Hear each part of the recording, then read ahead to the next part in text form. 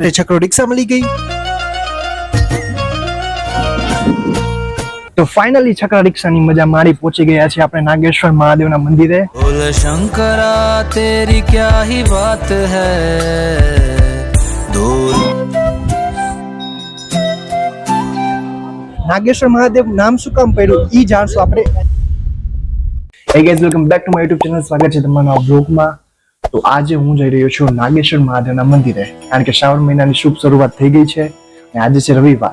આમ તો જવાનો વિચાર સોમવારના જ હતો, પણ જોબ ને બધું ચાલુ હોવાથી આજે મેં કીધું રવિવાર રજા પણ છે અને સોમવારે ગરદી પણ બહુ હશે, આજે પણ હશે નો ડાઉટ, પણ જોઈએ આજે દર્શન કરીએ, તમને પણ દર્શન કરાવીશ। તો બસ જોતા રહેજો વિડીયો ગમે તો લાઈક કરજો, શેર કરજો અને ચેનલ પર નવા હો તો સબસ્ક્રાઇબ કરી નાખજો। અને હા, બીજી એક વાત કરવાની હતી કે તમારા બધા સપોર્ટના લીધે આપણા ચેનલ ઉપર 1K સબસ્ક્રાઇબર કમ્પ્લીટ થઈ ગયા છે। ઘણા દિવસથી અપડેટ નતો આવતો, વિડીયો નતો આવતો, પણ તમને આ વાત કરવાની હતી કે ખુશ છું, 1K સબસ્ક્રાઇબર કમ્પ્લીટ કરાવી દીધા છે। બસ આવી રીતના સપોર્ટ કરતા રહેજો, એટલે 10K 100K પહોંચતા રહેશું મહાદેવની કૃપાથી। તો જઈએ નાગેશ્વર, તો એના માટે આપણે પહેલા જવું પડશે દ્વારકા। હું રહું છું જામખંભાળિયા ગામમાં, તો જામખંભાળિયાથી દ્વારકા જશું અને ત્યાંથી આપણે નાગેશ્વરનું કંઈક વાહન પકડશું। તો હાલો આ જર્નીમાં તમે મારા ભેગા રહેજો, લેટ્સ ગો।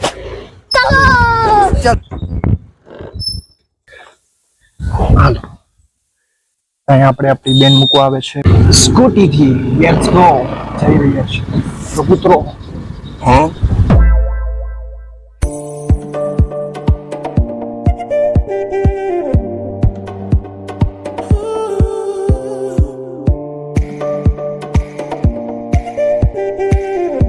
તો ફાઇનલી આપણે દ્વારકા જવા માટે બસ મળી ગઈ છે અને બેસી ગયા છે બસમાં અને જગ્યા પણ મળી ગઈ છે। તો 1.5 થી 2 કલાકની અંદર આપણે દ્વારકા પહોંચી જશું અને ત્યાંથી ઉતરીને જશું આપણે નાગેશ્વર મહાદેવના મંદિરે। અને હું એકલો જ છું આજે, મારી સાથે કોઈ નથી, એટલે કે સોલો ટ્રાવેલિંગ કરું છું હું। બસ મજા આવે છે આ એક્સપિરિયન્સ મારવાની। મારે ઘણા ટાઈમથી આ ટ્રાય કરવું હતું અને આજે હું ટ્રાય કરું છું, મજા આવે છે। બસ જે જીવનમાં ગમતું એ કરવાનું, બીજું શું મહાદેવર।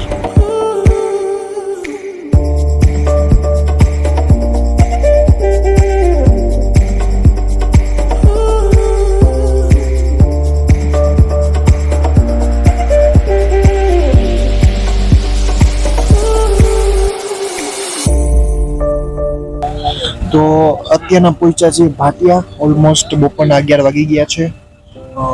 દ્વારકા ક્યારે પહોંચું ખબર નહીં, કારણ કે ક્યારતુંની બસ છે એ ભાટિયામાં જ ઊભી છે, ખબર નહીં કેની વાટ જોતી હોય। દ્વારકા પહોંચશું પછી ત્યાંથી નાગેશ્વર જશું, દ્વારકા ક્યારે પહોંચશું ખબર નહીં। ફાઇનલી બસ આગળ હેલી અને પહોંચી ગયા દ્વારકા અને ઉતર્યા ઇસ્કોન ગેટ પાસે, જ્યાંથી આપણે નાગેશ્વર માટે છકડો રિક્ષા મળી ગઈ।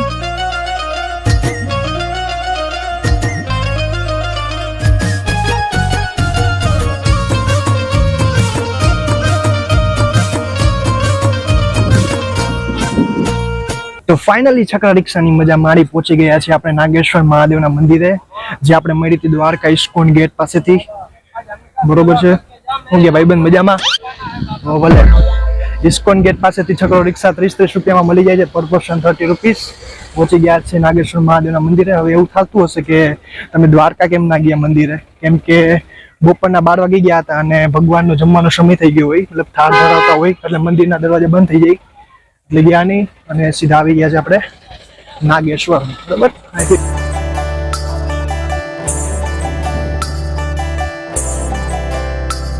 ઓકે, અહીંથી જ લાઈન ચાલુ થઈ છે।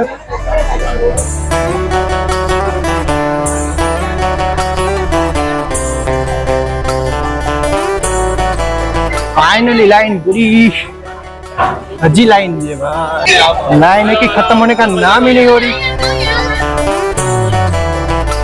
भोले बाबा तेरी क्या ही बात है, भोले शंकरा तेरी क्या ही बात है, दूर हो के भी तो साथ है, ओ दूर हो के भी तो साथ है। खुद को मैं कर दूंगा तुझको समर्पण, मैं तेरा आंसू हूँ तू मेरा दर्पण, तेरे ही होने से मेरी ये सारी जिंदगी सजी है, लागी मेरी तेरे संग लगी ओ मेरे शंकरा, लागी मेरी तेरे संग लगी ओ मेरे। તો ફાઇનલી મસ્ત મહાદેવના દર્શન થઈ ગયા છે। આઈ હોપ કે તમારા બી થયા હશે। ગરદી તો બહુ હોય જ, કારણ કે શ્રાવણ મહિનો હાલે છે અને પાછો રવિવાર છે એટલે ગરદી તો બહુ હતી. લાઈન પૂરી થતા થતા 10 થી 15 મિનિટ લાગી ગઈ અને એના પછી દર્શન થયા. સરસ દર્શન થઈ ગયા છે.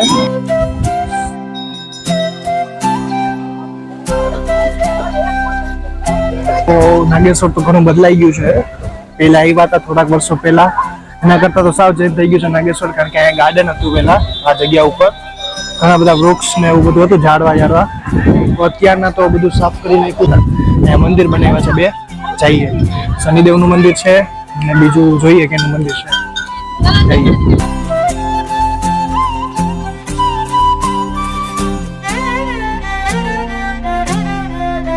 તો મિત્રો હવે આ નાગેશ્વર મહાદેવ મંદિર છે, તો એની પાછળ નાગેશ્વર મહાદેવ નામ શું કામ પડ્યું એ જાણશું આપણે. એના લોકલ છે જે અહીંયા રહે છે નાગેશ્વર ગામમાં, એનાથી આપણે જાણશું કે નામ કઈ રીતના પડ્યું નાગેશ્વર મહાદેવ. હાલ આ નામ પાછળની સ્ટોરી કે શું? હા, નામ નાગેશ્વર પડ્યો એટલે કે નાગ નાગીની જોડી હતી, સાક્ષાત દર્શન દેતી તળાવમાં, પાછળ તળાવ છે એટલે આનું નામ નાગેશ્વર રાખ્યું. અને 10મી લિંગમાં નામ છે, 12 લિંગમાં જે જ્યોતિર્લિંગ છે ને આ 10મી લિંગ છે. ગુજરાતમાં 2 જ્યોતિર્લિંગ છે, સોમનાથ મહાદેવ અને આ છે નાગેશ્વર મહાદેવ. અહીંયા નાગ સ્વરૂપ છે મહાદેવ છે, દર્શન દેતા હતા ભાઈ કીધું એ રીતના. થેન્ક યુ ભાઈ. મહાદેવ હર. મહાદેવની મૂર્તિ પાસે પહોંચી ગયા છીએ અને થોડાક ફોટા પાડી લઈ. હવે અહીંયા આવી ગયા છે, તો અહીંયા આવીને ફોટા ના પાડીએ તો શું આવ્યા કહેવાય. તો ગાઈસ અહીંયા મહાદેવના દર્શન તો કરી લીધા છે, પણ નાગેશ્વર મહાદેવની મંદિરની બાજુમાં એક નાનું મંદિર આવેલું છે, જ્યાં 7 બહેનો આવત જોગત તોગત બીજભાઈ ઓલભાઈ સસાઈ જાનભાઈ અને મા ખોડિયાર એનું નાનકડું મંદિર આવેલું છે. ઘણા લોકો મહાદેવના મંદિરે આવે છે, પણ અહીંયા મંદિરે માતાજીના મંદિરે નથી આવતા, કારણ કે ખબર નથી હોતી. અહીંયા બાજુમાં જ નાનકડું મંદિર આવેલું છે, ત્યાં જઈએ અને દર્શન કરીએ.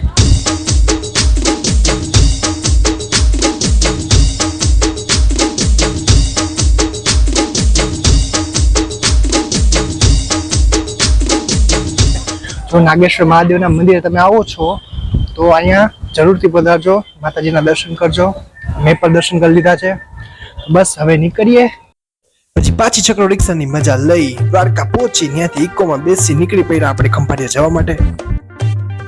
સો ગાઈઝ આ વ્લોગને આપણે અહીંયા જ એન્ડ કરીએ છીએ. મળીએ છીએ જલ્દી નવા વિડીયો નવા બ્લોગ સાથે. ચેનલ પર નવા હોય તો સબસ્ક્રાઇબ કરી લેજો અને બ્લોગ ગમે તો લાઈક કરજો એન્ડ ફેવરેટ પાર્ટ કોમેન્ટ કરજો. હર હર મહાદેવ.